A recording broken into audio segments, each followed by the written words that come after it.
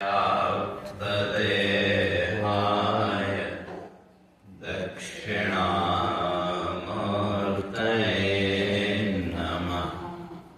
ॐ शान्ति शान्ति शान्ति।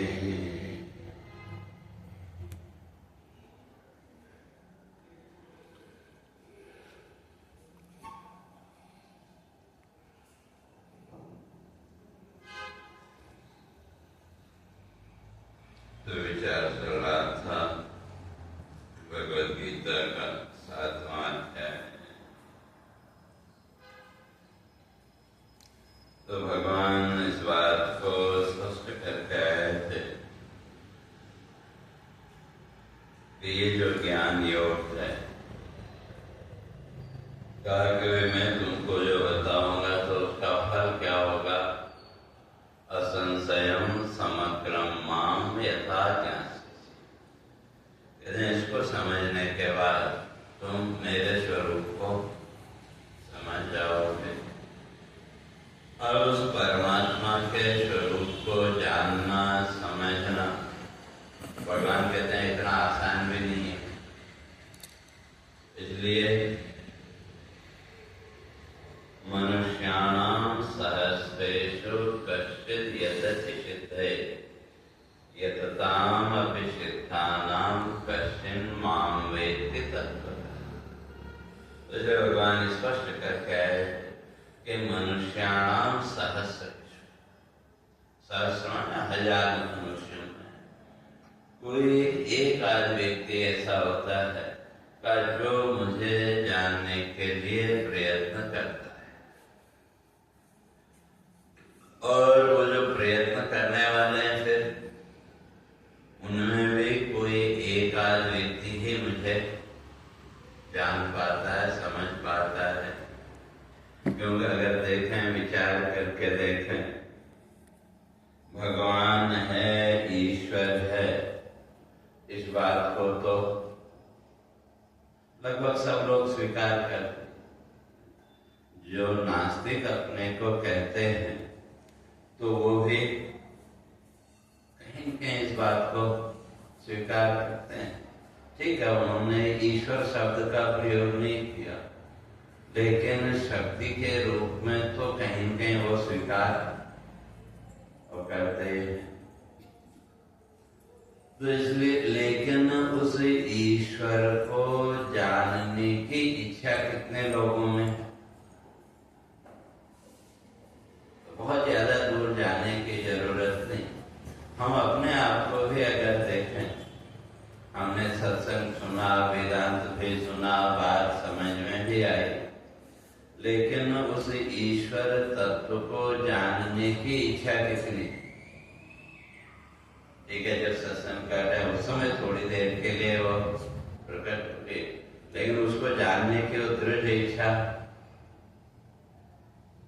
तो इसलिए भगवान कहते हैं कि भाई सामान्य इच्छा तो बहुत लोगों में, और उसके लिए फिर समय समय पर वो प्रयास भी करते हैं, लेकिन दृढ़ इच्छा का वो प्रयास करने वालों में भी किसी किसी के अंदर ही वो दृढ़ता। तो इसलिए उस ईश्वर तत्व को जो जानना है, तो उसके लिए तो भगवान ने इस बात को स्पष्ट किया। कठोपनिषद में यमराज और नचिकेता का संवाद आता है। तो वहां नचिकेता को समझाते हुए यमराज इस बात को स्पष्ट करते हैं कि ये जो तत्व है, चाहे तत्व कहो, आत्मा कहो, ईश्वर कह लो, भगवान कह लो, जो भी शब्द आपको अच्छा लगता है, और तो उसको कौन जान सकता है? कायमेवैष वृणुते तेन लभ्य तस्यैष आत्मा विवृणते तनुं स्वाम। तो कहते हैं यमेवैष वृणुते, जो इसका चुनाव करे, और खाली चुनाव नहीं, कहा इसके प्रति श्रद्धा भी होनी चाहिए और वो दृढ़ता होनी चाहिए, दृढ़ इच्छा शक्ति होनी चाहिए। और वो आत्म तत्व कहीं अलग है, कुछ भिन्न है, ऐसा नहीं। आप लोगों ने कई बार सुना होगा कि वो जो आत्म तत्व है वो भी कहाँ है? इस शरीर में, अपने स्वरूप में। लेकिन जब स्वरूप में ही है तो उसका फिर ज्ञान क्यों नहीं है? हम कहते हैं ना आत्मा है, मानते हैं कि? तो जब आत्मा है तो उस आत्मा का ज्ञान क्यों नहीं? और ज्ञान नहीं है ऐसा भी नहीं कह सकते, ज्ञान भी है। क्योंकि आपका सबसे ज्यादा प्रेम किससे है? सबसे ज्यादा प्रेम किससे? अपने आप से। और जब अपने आप कहते हैं तो वहां शरीर भी नहीं, क्यों? शरीर से भी अगर कहो तो शरीर में कभी किसी अंग में कोई दोष आ जाए और डॉक्टर कहे कि भाई नहीं, ये उंगली तो काटनी पड़ेगी, नहीं तो इसके बिना तो जिंदा रहना मुश्किल है, तो आप तुरंत तैयार हो जाएंगे कि नहीं? भले उंगली कट जाए लेकिन मैं रहूंगा। तो अब जिसको आप मैं कह रहे हैं तो उसके साथ प्रेम है कि नहीं? उसका ज्ञान है तभी तो प्रेम। अगर ज्ञान नहीं होता तो प्रेम भी नहीं होता। तो क्या जब फिर ज्ञान है तो फिर मुक्त हो गए होते। तो इसलिए साथ में अज्ञान भी। क्यों? अगर ज्ञान है तो क्या फिर इस संसार के विषयों की इच्छा नहीं होनी चाहिए? तो अब दोनों चीजें हैं कि सबसे ज्यादा प्रेम किससे? अपने आप से। तो सबसे ज्यादा प्रेम अपने आप से है तो ये इस बात का प्रमाण है कि हमें अपने होने का ज्ञान है। और जब अपने होने का ज्ञान है तो क्या फिर विषयों के, संसार के पदार्थों की इच्छा नहीं होनी चाहिए? अगर ज्ञान है तो इच्छा नहीं, तो लेकिन संसार के पदार्थों की भी इच्छा है कि? तो फिर दोनों चीजें होगी ना, ज्ञान भी और अज्ञान भी। तो दोनों, या जैसे यूं समझो, कभी आप कोई बातचीत कर रहे हो, किसी का नाम आप भूल, कोई बातचीत चल रही हो या किसी काम कर रहे, कई बार होता है ऐसा, आप नाम भूल गए और दो चार लोग आसपास बैठे हैं तो वो आपको नाम बता दे, ये नाम होगा, तो आप कहते नहीं भाई ये नाम नहीं। अगर भूल गए तो फिर कोई भी नाम हो सकता है, तो भूले नहीं ना। तो फिर याद है तो फिर बताते क्यों नहीं? तो जब आप कहते हैं कि नहीं ये नाम नहीं है, तो इसका अर्थ आपको नाम याद है कि नहीं? कि सामने वाले व्यक्ति का क्या नाम है वो याद है कि नहीं? तो जब याद है तो बोलो। तो फिर याद है तो बोलना चाहिए, तो लेकिन बोल नहीं पाते क्यों? भूल गए, विस्मृति। तो स्मृति और विस्मृति दोनों साथ में है कि? फिर किसी ने कहा, या कई बार ऐसा भी होता है, आप बोलते हैं वे अमुक अक्षर से उसका नाम शुरू होता है, तो उतना याद है, तो याद है तो बोलो। समझ में आए कि नहीं? तो जैसे वहां पर, क्यों अगर भूल ही गए तो फिर तो कोई भी नाम हो सकता है, राम श्याम कृष्ण कुछ भी हो सकता है, लेकिन सामने वाला बोलता है भाई ये नहीं, और 10-20 नाम सामने व्यक्ति ने बताया, लेकिन आप कहते नहीं भाई ये नहीं, दूसरे ने दूसरा नाम बताया, कहते नहीं ये भी नहीं, तो इसका अर्थ ज्ञान है, तभी तो आप बोल रहे हैं कि ये नहीं। और जब ज्ञान है तो क्या बताओ, फिर बताते क्यों नहीं? तो अज्ञान भी। तो ज्ञान और अज्ञान दोनों साथ में है कि? तो उसी तरह से जीवन के व्यवहार में भी हमारी जो स्थिति है या जीव की जो स्थिति है वैसी स्वयं का ज्ञान भी है और अज्ञान भी है। तो अगर ज्ञान होता तो काफी संसार के विषयों की इच्छा नहीं होनी चाहिए, तो संसार के सुख दुख की इच्छा है तो फिर अपना ज्ञान नहीं, लेकिन नहीं है ऐसा भी नहीं कह सकते। तो इसी तरह से सारा संसार चलता है। तो अब उस ज्ञान के लिए ये जो अज्ञान का जो आवरण पर्दा ऊपर से आया है तो इसको हटाना पड़े, और उस पर्दे को हटाने के लिए शास्त्र जो कहता है वो, और आपके जीवन का अनुभव, इन दोनों को साथ में लेकर के विचार करना। तो जब इन दोनों को साथ में रख के आप विचार करेंगे तो धीरे धीरे स्पष्ट होगा। तो इसलिए भगवान लोग कह के कि जो साधना कर रहे हैं उनमें भी उस तत्व तक पहुंचना सबके लिए संभव नहीं है, लेकिन जो शास्त्र विधि के अनुसार, शास्त्र मर्यादा के अनुसार जो विचार करता है और साथ में अपने जीवन के अनुभव को भी उसके साथ जोड़ता है, तो धीरे धीरे उसके जीवन में वो स्पष्ट होता चला जाएगा।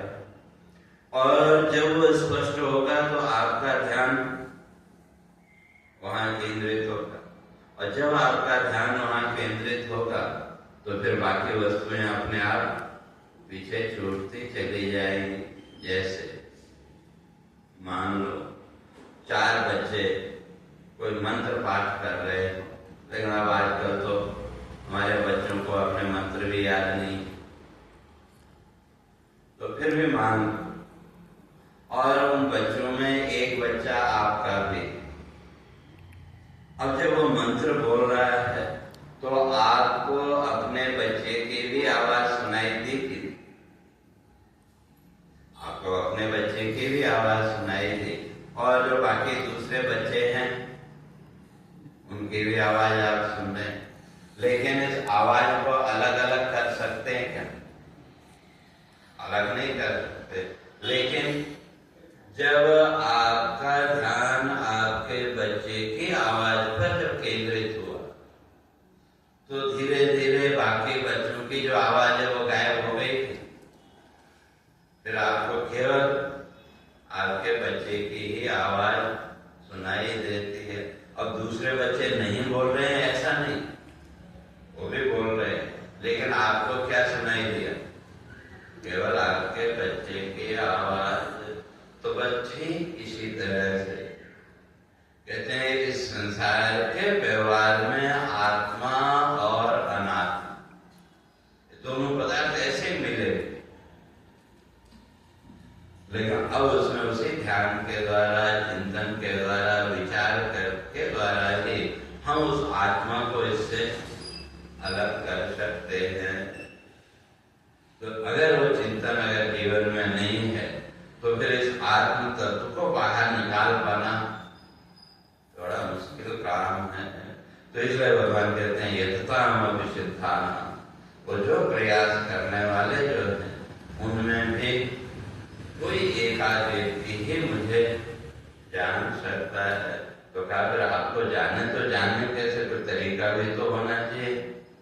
तो तब भगवान कहते हैं कि भाई ये संसार में जो कुछ भी आप देख रहे हैं तो इसलिए भूमि मेरा हो न लो आयु खम मनो बुद्धि अहंकारम में भिन्ना प्रकृति रष्टता। कहते हैं ये मेरी 8 प्रकार की प्रकृति। तो कौन कौन से? ये 5 भूत, मन, बुद्धि और अहंकार। तो कहते हैं ये जो प्रकृति है ये 8 भागों में विभाजित। तो और ये जो प्रकृति है इसको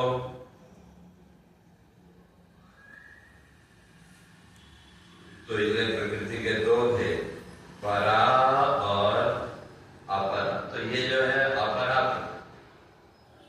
और जो परा प्रकृति प्रकृति का वो तो तत्व ज्ञान के साधक है। तो इसलिए ये 8 प्रकार की जो प्रकृति है ये मेरे से कहते हैं भिन्न है। और अपरेयम इतस्त्वन्याम प्रकृतिम विद्धि में पराम जीव भूता महाबाहो येदं धार्यते जगत्। तो प्रकृति परा और अपर। तो जो अपरा प्रकृति है ये 8 चीज, 5 भूत, पृथ्वी, जल, तेज, वायु और आकाश, मन, बुद्धि और अहंकार। तो कहते हैं ये जो प्रकृति है ये कैसी है? तो ये जड़। जड़ का अर्थ कि जिसमें अपने आप में कोई क्रिया संभव नहीं है। लेकिन ये जो जड़ प्रकृति है तो इसके अंदर भी तो चेतना का अंश है कि, लेकिन वो चेतना किसकी? वो तत्व इससे भिन्न है। तो इसलिए उसको समझने के लिए कहा मन, बुद्धि और अहंकार, इन तीनों को पहले समझो तो ये 5 प्रकार की जो दूसरी प्रकृति है ये भी समझ में आएगी। और जो परा प्रकृति है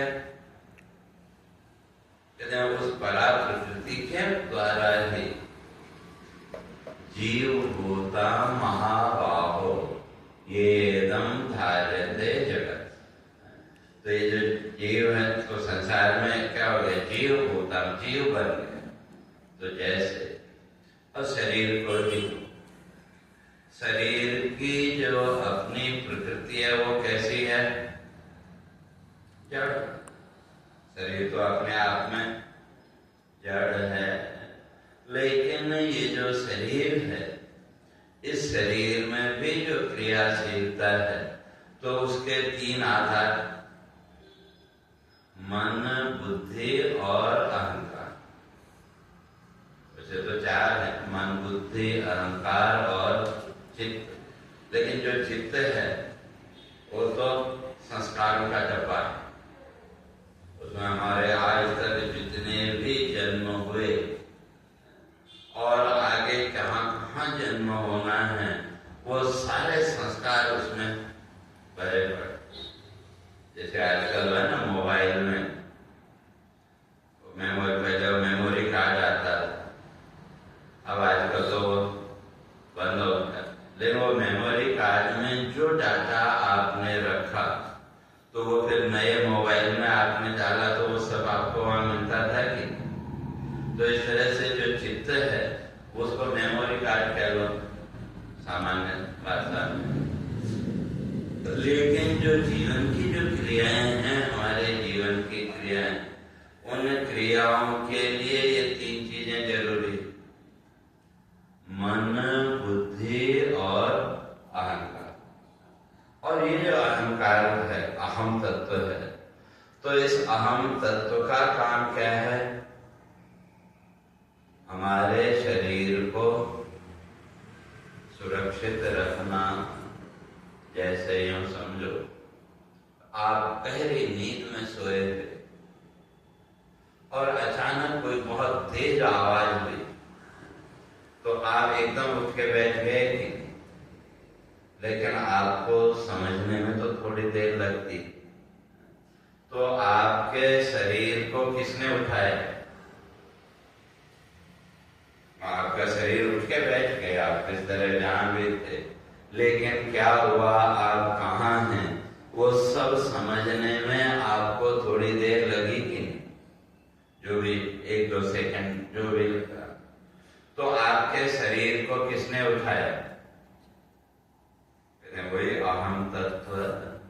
और अहम तत्व का काम है हमारे शरीर की रक्षा करना, और साथ में मन और बुद्धि। और बुद्धि का काम है निश्चय करना, निर्णय करना। और जो मन है, मन का काम है संकल्प विकल्प करना। लेकिन ये सब काम भी चेतना के बिना संभव है। जैसे यूं समझो, मोबाइल है, तो आपके पास जो मोबाइल है उस मोबाइल में कितनी चीजें हैं। मोबाइल चलाना है आपको तो कितनी चीजें चाहिए। एक आपका मोबाइल सेट भी ठीक ठाक हो और उसकी बैटरी भी चार्ज हो और उसमें एक सिम कार्ड और उस सिम कार्ड में बैलेंस और वैलिडिटी, तो ये 5 चीजें चाहिए। तो अब ये 5 चीजें आपके पास हैं तो आप मोबाइल का उपयोग कर सकते हैं कि नहीं कर सकते। अगर सिग्नल ना हो तो सिग्नल भी चाहिए ना, बिना सिग्नल के सिग्नल है लेकिन इन 5 में से एक चीज ना हो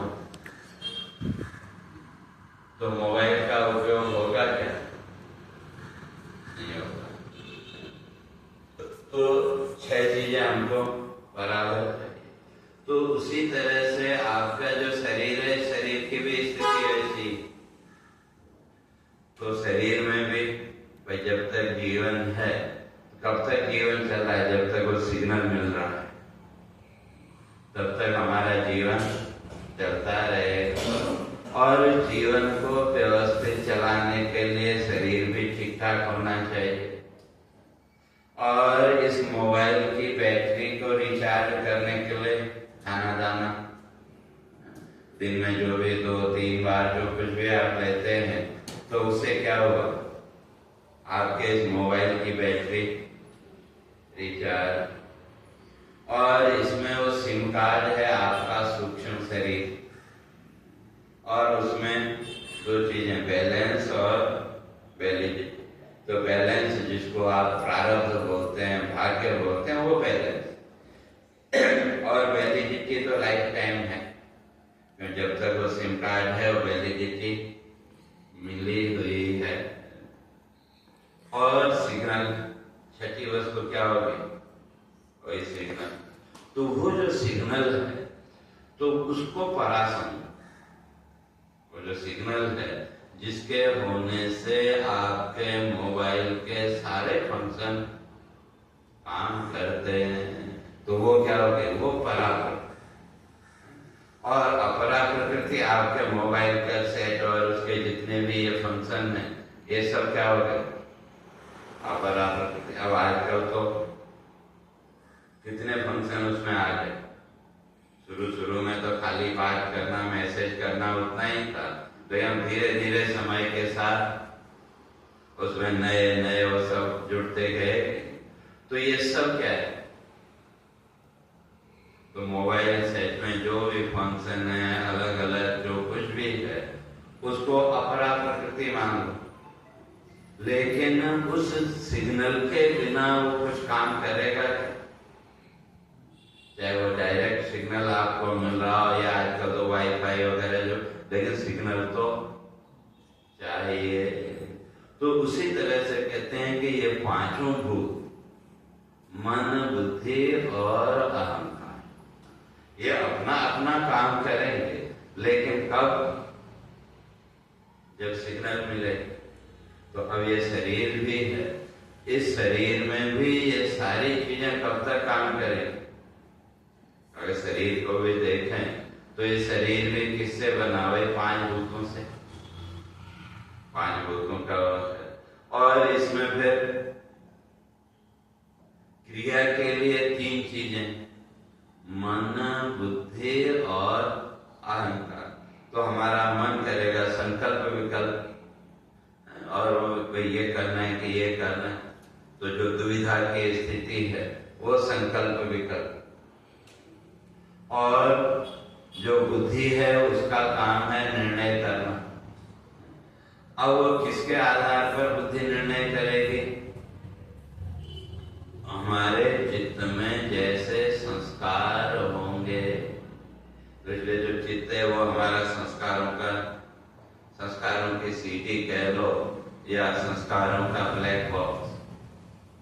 तो अब वो जैसे हमारे चित्त संस्कार होंगे, चाहे वो इस जीवन के हों या पूर्व के, जो संस्कार उस समय ताकतवर होगा। जब आपके मन के अंदर ये दुविधा की स्थिति पैदा हुई कि ये सही या ये सही, तो उस समय जो संस्कार ताकतवर होगा वो हमारी वृत्ति को खींच के ले जाएगा और फिर उसी के अनुसार बुद्धि निर्णय करे।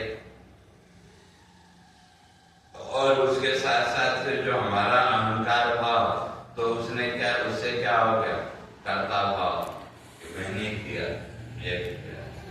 तो और शरीर ये, तो इसलिए भगवान कहते हैं ये अष्टधा प्रकृति है मेरी, लेकिन ये मेरे से एकदम अलग है। और जो परा प्रकृति है, जीव भूता महाभाव यया धार्यते जगत, वो जो परा प्रकृति है, कहते हैं वही यहाँ क्या हो गए? जीव भूता, वो जो चेतना है वही क्या हो गए? यहाँ जीव रूप में प्रकट। जैसे फिर वहीं आ जाऊंगा, ये समझ में आया कि नहीं? तो अब जो है तो आप इस कमरे में या यहाँ हॉल में, तो अभी सिग्नल है कि सिग्नल तो है, और वो एक ही कंपनी का है ऐसा भी नहीं कह सकते, लेकिन उसको बस दिखाओ कहाँ है, वो नहीं दिखा सकते। लेकिन आपका जो मोबाइल सेट है उसमें जो सिम कार्ड आपने डाला हो, जिस किसी भी कंपनी का हो, तो उसके स्क्रीन पे वो उसका नाम दिखाता है कि, तो अब वो जो है तो किसका सिम, कई बार आप पूछते हैं भाई कौन सा मोबाइल, तो आप किसका नाम बता दें, जो भी जिस किसी भी कंपनी का है, तो सिग्नल तो एक ही, सिग्नल को तो आप अलग अलग यहाँ नहीं कर सकते, इसका सिग्नल है कि उसका सिग्नल है। लेकिन आपका वो जो मोबाइल सेट है उसमें वो जो सिम कार्ड है, तो उसने क्या किया, उस सिग्नल को रिसीव किया, पकड़ा और उसको फिर बाहर भेज दिया। तो आपके स्क्रीन के ऊपर उसका नाम आ गया, या वो डंडियां उसकी दिखी, तो आपको पता लगा कि अभी बराबर सिग्नल मिल रहा है या नहीं मिल रहा है। तो अब वो जो आपका मोबाइल है, उस मोबाइल में वही सिग्नल एक नाम से प्रकट हो गया कि जिस किसी भी कंपनी का है। उसी तरह से ये जो शरीर है, इस शरीर में भी क्या हो, तो यहाँ वो रिसीवर है हमारा सूक्ष्म शरीर, और ये जो सूक्ष्म शरीर है तो ये किससे बना? 17 तत्व, 5 ज्ञानेंद्रिय, 5 कर्मेंद्रिय, 5 प्राण, मन और बुद्धि। तो मन और बुद्धि, और जब मन बुद्धि आप कहते हैं तो उसमें अहंकार और चित्त भी आ गए। इसलिए कई जगह मन बुद्धि को अलग अलग नहीं माना, खाली मन को ही माना, तो जो केवल एक मन को मान लेते हैं तो वहां 16 तत्व हो गए सूक्ष्म शरीर। जब पुराण आदि की आप चर्चा करेंगे तो पुराणों में 16 तत्वों का सूक्ष्म शरीर माना, और वेदांत में 17 तत्वों का माना। तो अब ये जो सूक्ष्म शरीर है इसको ऐसे समझो, मैंने पहले भी शायद कई बार स्पष्ट किया कि दर्पण है, वो जो दर्पण है, तो दर्पण कांच के टुकड़े के अतिरिक्त और क्या है? कांच का एक टुकड़ा है, चौकोर गोल जैसा भी है, लेकिन कांच के टुकड़े को आप दर्पण कह सकते हैं क्या? तो वो कांच का टुकड़ा दर्पण कब बना? जब उसके पीछे एक तरफ पॉलिश लगा दी, या कोई कपड़ा आपने रखा, या ऐसे हाथ भी रख लो तो तब भी उसमें चेहरा दिखने लगता है कि, तो दर्पण कांच के टुकड़े के अतिरिक्त और कुछ नहीं, लेकिन कांच के टुकड़े को आप दर्पण नहीं कह सकते। तो वो दर्पण कब बना? जब उसके एक तरफ पॉलिश लगी। तो इसी तरह से चाहे मन कहो या अंतःकरण कहो या मन बुद्धि कहो, तो वो भी अपने आप में कांच के टुकड़े की तरह एक, जो आपका जो मन, ठीक है, गीता में अर्जुन ने कहा चंचलमि मनः कृष्ण, मन बड़ा चंचल है। भगवान ने भी उसकी बात का समर्थन किया। लेकिन अगर ईमानदारी से देखें, मन बिल्कुल भी चंचल नहीं है। अपने कोई मधुसूदन सरस्वती, आप लोगों ने नाम सुना होगा कई बार। उनकी लिखी हुई जो पुस्तकें हैं, वो जो वेदांत से जो मास्टर्स करते हैं या पीएचडी जो करते हैं, वहां उनकी पुस्तकें चलती हैं। तो वो कहते हैं कि मन बिल्कुल भी चंचल नहीं है। मन का जो अपना स्वरूप है वो चंचल नहीं, हमने उसको चंचल करके रखा है और सारा दोष डाल दिया मन के ऊपर। तो मन अपने स्वरूप में एकदम शांत है। तो फिर आप कहेंगे वे कैसे? तो उसका आपको रोज अनुभव। सुबह जब आपकी आंख खुली, जिस दिन आपके ऊपर ऑफिस का भी कोई प्रेशर नहीं, घर के काम का भी कोई दबाव नहीं है, तो सुबह जब आपकी आंख खुली तो आपका मन एकदम शांत है कि? और कितनी देर शांत रहा? जब तक आप अपने कमरे में ज्यादा से ज्यादा, क्योंकि जब आप अपने कमरे से बाहर निकले तो फिर उसके साथ साथ जो भी दृश्य, जो भी आपके सामने वृत्तियां आती गई, तो उसके साथ धीरे धीरे आपका मन अशांत होता है। तो ज्यादा से ज्यादा जब तक आप अपने कमरे में हैं, तब तक आपको मन की शांति का अनुभव है कि? और जिस समय आपका मन एकदम शांत है, उस समय आपके जीवन में सुख है कि दुख है? उतनी देर की जो स्थिति है, उसको आप सुख कहेंगे कि दुख कहेंगे? तो उसको आप न सुख कह सकते और न दुख कह सकते, क्योंकि सुख और दुख तो मन के विक्षेप। मन की जो अपनी शांत स्थिति है, वहां न सुख का भाव और न दुख का भाव, तो इसलिए हम उसको आनंद कह सकते हैं। वो जो स्थिति है वो आनंद की स्थिति।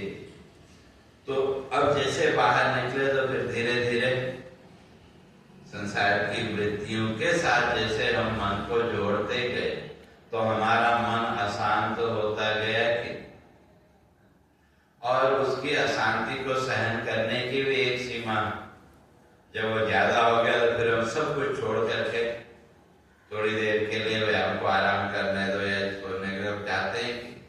तो मन के अशांति को सहन करने की भी अपनी एक लिमिट। तो वो जो मन है, तो वो अपने आप में कैसा है? एकदम शांत, एकदम शुद्ध। तो कैसे था? वो एक कांच के टुकड़े की तरह। तो हमारा जो मन है, मन कह लो या अंतःकरण कह लो, जो भी शब्द आपको अच्छा लगे, बात एक ही। क्यों? जो चार अंतःकरण में जो चार गिना है ना, मन, बुद्धि, चित्त और अहंकार, तो ये चार अलग अलग चीजें हैं ऐसा नहीं, एक ही मन के चार अलग अलग भेद। जैसे आपके जीवन में भी आपके कितने भेद? बच्चों के सामने आप माँ, दादी और कोई रिश्तेदार आए तो उनके सामने, इसी तरह से मन के ये चार भेद, मन, बुद्धि, चित्त और अहंकार, और ये चारों का मैंने बताया। तो अब ये है वो कांच के टुकड़े की तरह। तो अब उसके, हमारा जो मन है, तो अब उसके पीछे लगी पॉलिश। तो किसकी? ये 15 तत्वों, 5 ज्ञानेंद्रियों के संस्कार। 5 कर्मेंद्रियों के संस्कार और 5 प्राण के संस्कार। तो अब वो प्राण के जो संस्कार हैं, वो प्राण के संस्कार जब तक काम कर रहे हैं तब तक हमारी ये श्वास प्रश्वास की गति चल रही, और ज्ञानेंद्रियों के जो हमारे संस्कार हैं वो हमको ज्ञान प्राप्त करने की ओर आगे प्रेरित करते हैं, और कर्मेंद्रियों के जो संस्कार हैं वो हमको कर्म की ओर प्रेरित करते हैं। और अगर पूरे जीवन को अगर देखें तो इन 3 प्रकार के संस्कारों के अतिरिक्त जीवन और क्या है? 5 प्राण के संस्कार में ये प्राण वृत्ति को चला के रखा है शरीर में, और ज्ञानेंद्रियों के संस्कारों ने हमको कुछ जानने के लिए प्रेरित किया, और कर्मेंद्रियों के संस्कारों ने हमको कर्म के लिए प्रेरित किया। और जैसे हमारे इंद्रियों ने वो किया तो हमारा मन उनके साथ जुड़ गया, तो मन भी वैसे ही फिर संकल्प विकल्प करने लगा, और मन के संकल्प विकल्प के आधार पर बुद्धि ने वैसा निश्चय किया, तो हमारी जीवन की गाड़ी चलती रहती। तो जब वो अब क्या बन गया, वो दर्पण जब पॉलिश लगी, हमारा जो मन कह लो या अंतःकरण कह लो, वो बन गया दर्पण। अब वो कांच का टुकड़ा जो दर्पण बना, उसको अब ऐसे ही तो रखेंगे। पुराने समय में माताएं घर में अगर वो पड़ा है तो उसका बॉर्डर भी तो बनाना पड़ेगा ना, फ्रेम। तो अब वो लकड़ी का बनाओ कि प्लास्टिक का बनाओ, या पहले माताएं कपड़े का बना देती, तो अगर ऐसे वो रखेंगे तो कहीं हाथ में लगा कुछ हुआ तो नुकसान होगा, इसलिए उसका एक फ्रेम बना दिया। तो वो फ्रेम हो गया ये स्थूल शरीर, और जिसको आप कारण शरीर कहते हैं वो हो गई पीछे की पॉलिश। तो तीनों हो गए, कारण शरीर पॉलिश, और कारण शरीर उस पॉलिश कह लो या संस्कारों से युक्त हमारा जो मन, वो हो गया सूक्ष्म शरीर। और हमारे ऋषि स्पष्ट करते हैं, कल के जो सूक्ष्म शरीर जब तक है वो अपने लिए ये स्थूल शरीर ढूंढ ही लेगा। तो अब ये स्थूल शरीर ये भोग का आधार हो गया।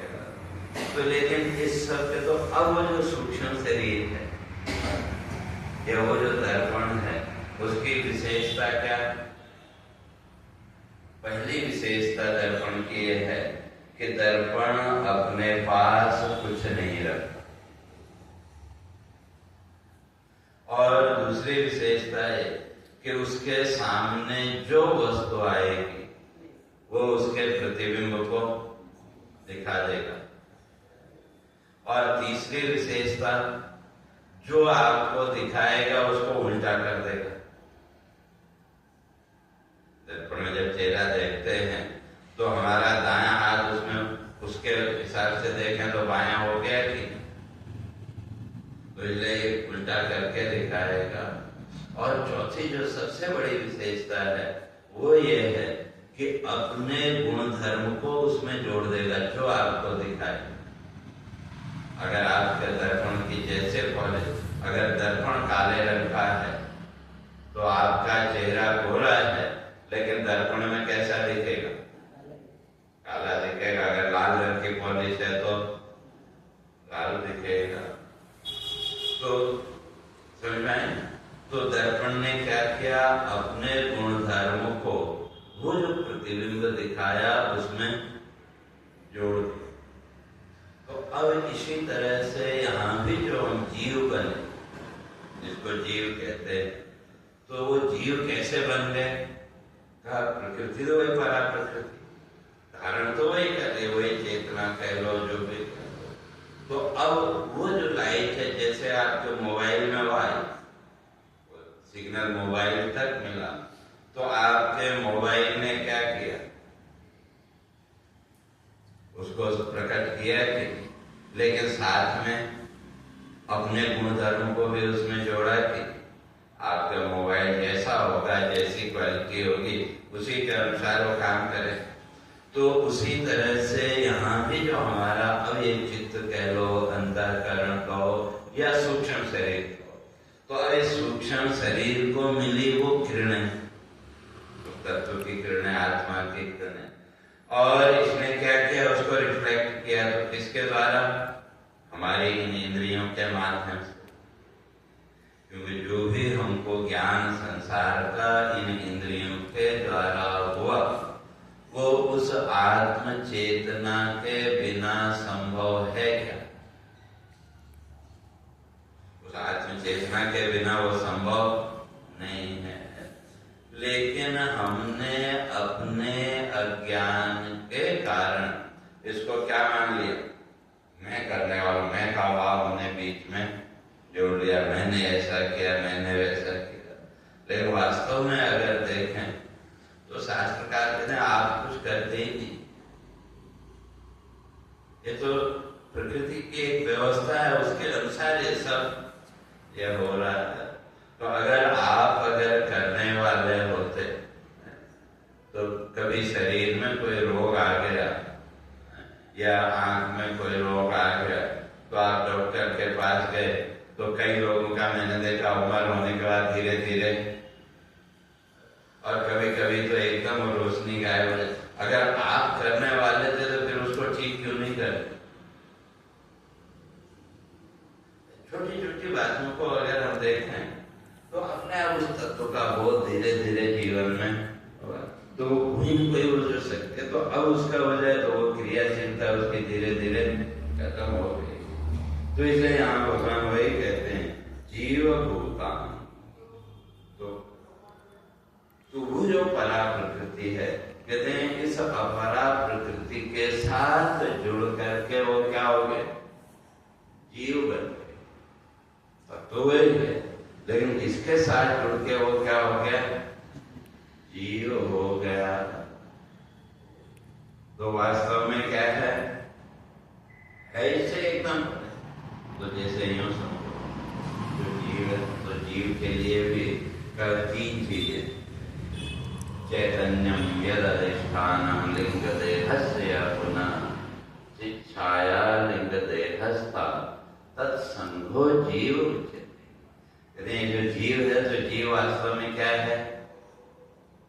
अलग से कोई तत्व नहीं। तो उसके लिए कहते हैं भाई एक तो वो चैतन्य जो अधिष्ठान, अधिष्ठान माने जो सबका आश्रय, सब जिस पर टिके हुए हैं, और बीच में आ गया सूक्ष्म शरीर, और इस सूक्ष्म शरीर से में पड़ने वाली चेतन की छाया। कहते हैं इन तीनों का जो ग्रुप है, समूह है, उसका नाम है जीव। अब उसको यूं समझो कि जैसे दिन में अभी सब जगह सूर्य की रोशनी है कि ठीक है, तो संध्या बाद हमको लाइट वगैरह जलानी पड़ी, लेकिन अभी भी बाहर अगर देखो तो सूर्य की रोशनी चारों तरफ है। अब आपने एक दर्पण लिया, अब उस दर्पण को सूर्य के सामने करके थोड़ा सा टेढ़ा किया, तो अब वो जो दीवार पे है, दीवार पे वो दर्पण से रिफ्लेक्टेड लाइट दीवार पे आपको दिखेगी। अब वो जो दीवार पे जो आपको लाइट दिख रही है, तो वहां कितने प्रकार की लाइट है? दो। सूर्य की लाइट तो पहले से है कि सूर्य का प्रकाश तो पहले से, तो अब उसी में आपने क्या किया? वो दर्पण को लेकर के थोड़ा सा टेढ़ा किया, तो अब जैसा आपका दर्पण है गोल चौकोर, अब वैसा विशेष लाइट वहां आपको दिखने लगेगी। लेकिन वो भी तो सूर्य की ही रोशनी है, लेकिन दर्पण की उपाधि से युक्त। तो वो जो लाइट है का उसका नाम जीव। लाइट वही है, चेतना कहो, प्रकाश कहो, वो सब वही। तो लेकिन क्या हुआ बीच में? ये अंतःकरण कह लो या दर्पण कह लो, ये उपाधि बीच में आ गई, तो उसने भी क्या किया? उसी लाइट को पकड़ के रिफ्लेक्ट कर दिया, तो थोड़ा हमको स्पेशल सी हमको दिखने लगी, बस इतना ही है। वही लाइट वह क्लियर। तो इसलिए कहते हैं कि वे जीव होता। तो ये जो अष्टधा प्रकृति है, यह अष्टधा प्रकृति मेरे से एकदम भिन्न है, लेकिन इस अष्टधा प्रकृति के साथ जब उस चेतना का जुड़ाव हुआ तो का वो क्या बन गया? जीव भूताम, जीव बन गया। और अब दूसरी सबसे मुख्य चीज, कहे दोनों एक कभी हो नहीं सकते। जो कहते हैं ना भाई इसके साथ मिला, तो लेकिन ये दोनों कभी मिल नहीं सकते। तो एक जड़ और एक चेतन, इन दोनों का मिलन मेल कभी हो नहीं सकता। लेकिन इन दोनों के बिना संसार चल नहीं सकता। समझेंगे? जैसे पंखा आपने चलाया, पंखा हवा देता है कि नहीं? तो अगर बिजली बंद कर दो पीछे से तो आपको हवा कौन दे रहा है? पंखा या बिजली? दोनों चाहिए, लेकिन दोनों कभी एक नहीं हो सकते। तो अगर वो पंखे में कहीं तार थोड़ा लीक हो जाए, शॉर्ट सर्किट हो जाए, तो तुरंत जल जाएगा कि नहीं? तो दोनों एक नहीं हो सकते। तो जैसे अगर एक करने की कोशिश करोगे तो हो जाएगा, लेकिन इन दोनों के बिना आपको हवा नहीं मिल सकती। तो उसी तरह से ये परा प्रकृति और अपरा प्रकृति दोनों एकदम अलग अलग हैं, दोनों कभी एक नहीं हो सकते। लेकिन इन दोनों के बिना संसार चल नहीं सकता। समझ में आए? तो इसलिए भगवान यहाँ कहते हैं जीव भूता का में वही जो चेतना है वही इस संसार में क्या हो गए? जीव रूप में प्रकट, उत्पन्न नहीं, प्रकट। और प्रकट भी कैसे? आभास मात्र। तो वो जो दर्पण है, उस दर्पण के माध्यम से आपने क्या किया? प्रकाश तो पहले भी है, वो सूर्य का प्रकाश तो आप दर्पण को नहीं लाते तो प्रकाश तो तब भी था, पर आपने उसको थोड़ा सा किया तो आपको थोड़ा अलग सा वो दिखने लगा। लेकिन वो अलग हो गया ऐसा नहीं, केवल थोड़ी देर के लिए वो अलग सा दिखा। इसलिए वो जो प्रकाश है वो अलग नहीं हो। तो वहां दोनों प्रकार, एक सामान्य प्रकाश और एक उपाधि विशिष्ट प्रकाश। तो इसी तरह से कहते हैं ये जो जीव है तो वो आत्म चेतना तो सब जगह है। जैसे उसको समझने के लिए फिर वही आ जाओ मोबाइल पे, तो मोबाइल का जो सिग्नल है वो तो चारों तरफ है कि नहीं? बस अब आपका वो जो सिम कार्ड है, उस सिम कार्ड के आधार पर वो अलग अलग आपको, आप बोलते हैं ये इसका है, या कई बार होता है भाई एक का सिग्नल मिल रहा है, एक का नहीं मिल रहा है, तो आप कहते हैं भाई इसका सिग्नल अच्छा आ रहा है, इसका नहीं आ रहा है। तो वो केवल थोड़ी देर की प्रतीति मात्र, या यूं कह लें कि वो रिसीविंग और उसको बाहर फेंकने की जो शक्ति है वो किसकी कितनी है वो उसके ऊपर निर्भर। तो इसीलिए यहाँ भगवान कहते हैं कि भाई ये जो अष्टधा प्रकृति है ये मेरे से एकदम भिन्न है, और जो परा प्रकृति है वो जीव भूता महाभाव। तो इसलिए वो जो दूसरी प्रकृति है तो उसके द्वारा कहते हैं यहाँ वो जो क्या बन गया? जीव भूता।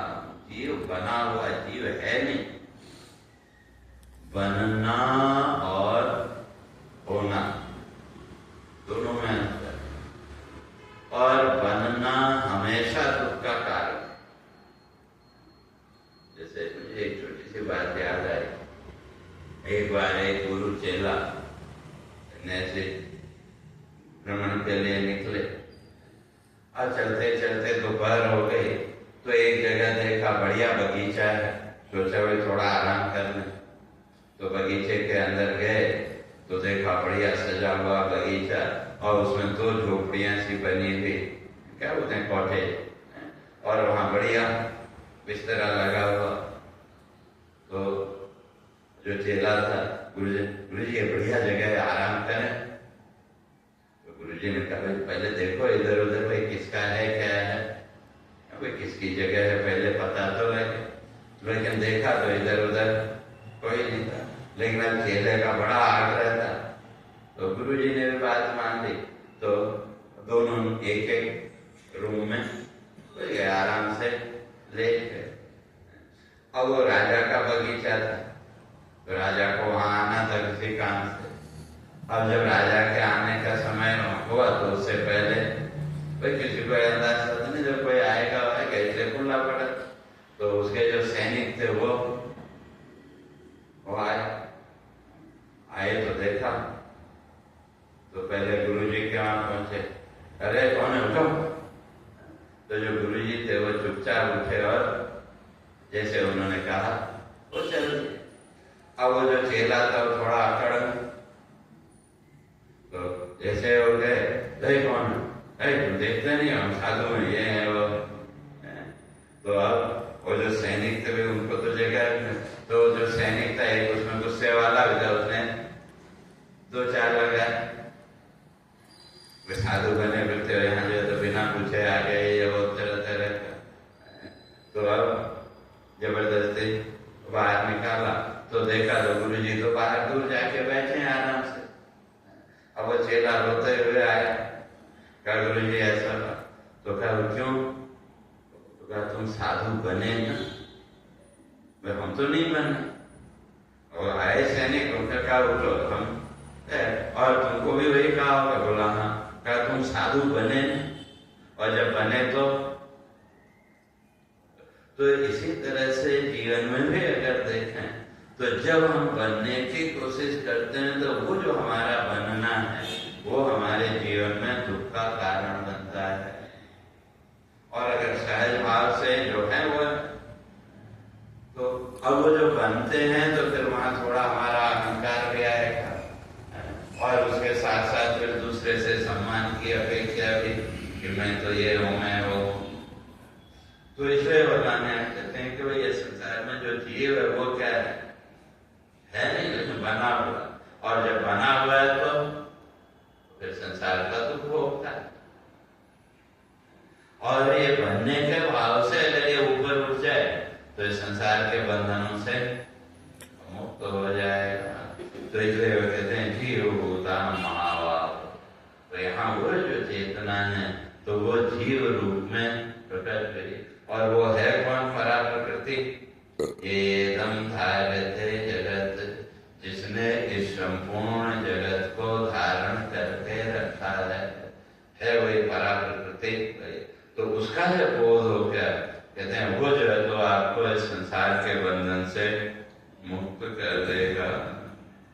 तो इसलिए तो उसी को भगवान कहते हैं, कहा कि अब ये संसार में जो कुछ भी दिख रहा है, तरह तरह की योनियां, और कितनी हमारे यहाँ तो 84 लाख योनियों की चर्चा आती है।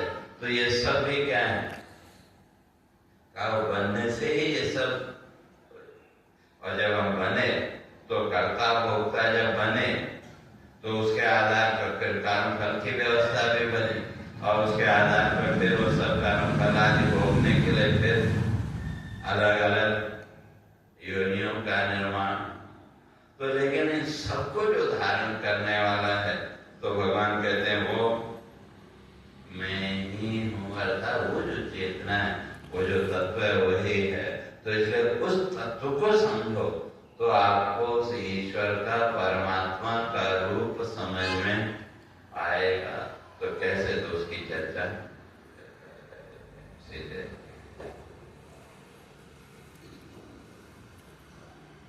हरे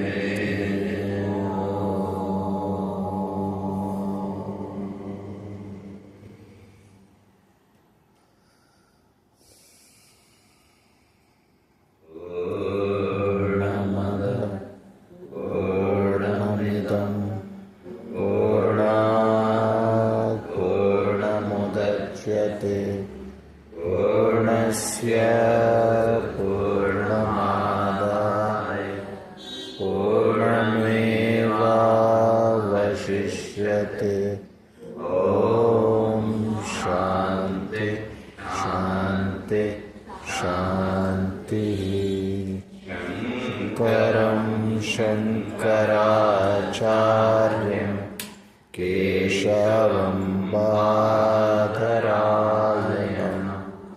सूत्रभाष्यकृतौ वन्दे भगवन्तो पुनः पुनः ईश्वरो गुरुरात्मेति मूर्तिभेदविभागिने व्योमवद्व्याप्तदेहाय